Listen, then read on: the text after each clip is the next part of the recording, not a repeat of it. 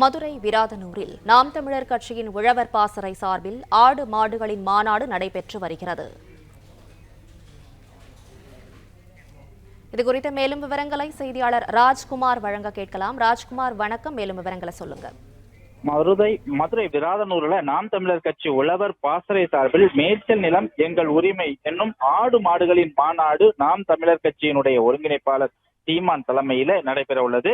இதற்காக தீவிர பணிகளும் மேற்கொண்டு வருகிறார்கள். கிட்டத்தட்ட ஆயிரக்கணக்கான மாடுகள் இருக்கும் இடத்தை சுற்றிலும் இரும்பு வேலிகள் அமைத்து அதற்கு முன்பாக ஒரு மேடை அமைத்துள்ளனர். அந்த மேடையிலிருந்து மாடுகளின் முன்பாக நாம் தமிழர் கட்சியினுடைய ஒருங்கிணைப்பாளர் சீமான் உரையாற்ற உள்ளார்.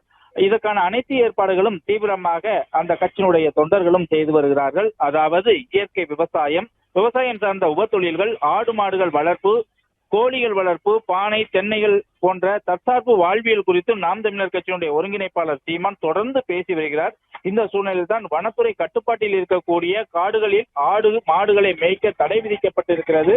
இதனால் ஆடு மாடுகள் உணவுகளுக்கு பாதிப்பு ஏற்படுகிறது. அதே போல கால்நடைகளுடைய உரிமையாளர்களும் வளர்ப்பதற்கு மிகவும் சிரமப்பட்டு வருகிறார்கள். எனவே மேய்ச்சல் நிலங்களை மீட்க வேண்டும், ஆடு மாடுகள் வனப்பகுதிகளில் அனுமதிக்க வேண்டும் என்பதை வலியுறுத்தும்படியாகத்தான் இந்த ஒரு விழிப்புணர்வு பிரச்சாரத்தை இன்று மேற்கொள்கிறார்.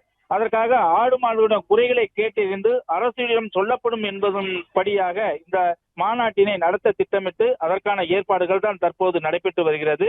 இந்த விராதனூர் பகுதியில சரியாக 6 மணி அளவில் அவர் அந்த ஆடு மாடுகள் மற்றும் தொண்டர்களிடையே உரையாற்றவும் இருக்கிறார். இதற்காக பல்வேறு பகுதியிலிருந்து ஆடு மாடுகள் என 1000 ஆடு மாடுகளை கொண்டு வந்து தற்போது அடைத்தும் வருகிறார்கள். அது மட்டுமல்லாமல் ஏராளமான தொண்டர்களும் இங்கு குவிந்து வருகிறார்கள். இது நடு முள்காட்டு பகுதியில் அமைந்துள்ள நாட்டு வகை கிடைமாடாக இருக்கக்கூடிய இந்த பகுதியில் தான் தற்பொழுது அவர் இன்னும் சிறிது நேரத்தில் உரையாற்றவும் இருக்கிறார். வரலாற்றிலே முதல் முறையாக இப்படி ஒரு மாநாட்டினை நாம் தமிழர் கட்சி நடத்தி வருவது என்பது குறிப்பிடத்தக்கதாக இருக்கிறது. விவரங்களுக்கு நன்றி ராஜ்குமார். பிளே ஸ்டோர் மற்றும் ஆப் ஸ்டோரில் இருந்து பாலிமர் செயலியை QR கோடு மூலம் பதிவிறக்கம் செய்யுங்கள். செய்திகளை உடனுக்குடன் பெறுங்கள்.